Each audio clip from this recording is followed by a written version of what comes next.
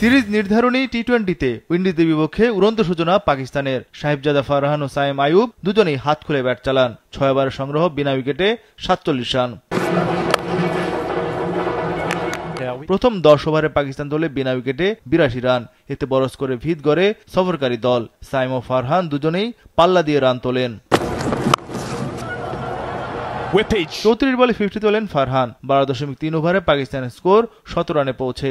সাইম আইয়ুব 50 তোলেন 37 বলে। ওপেনিং জুটিতে পাকিস্তান তোলে 138 রান। সাহিবজাদা ফারহান 53 বলে 74 রান করে আউট। টিকতে পারেননি হাসান নওয়াজ ও মোহাম্মদ হারিস। নওয়াজ 7 বলে 15 ও হারিস আউট 2 বলে 2 রানে। দারুণ ব্যাট করছিলেন সাইম আইয়ুব। তিনি থামেন 49 বলে 66 রানে। 19 ওভারে পাকিস্তানের সংগ্রহ 4 উইকেটে 170 রান। শেষ ওভারে আসে আরও 19 রান। 20 ওভার শেষে পাকিস্তান তোলে 4 উইকেটে 189 রান। শেষ 5 ওভারে 59 রান তোলে সফরকারী দলটি। ফাহিম আশরাফ 3 বলে 10 রানে অপরাজিত ছিলেন। 190 রানের টার্গেটে নেমে দারুণ শুরু করে ক্যারিবীয়রা।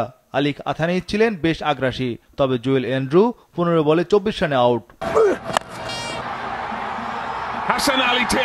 পাওয়ার প্লের 6 ওভারে ওয়েস্ট ইন্ডিজ তোলে 1 উইকেটে 59 রান। শাই হোপ আউট 9 বলে 7 রানে।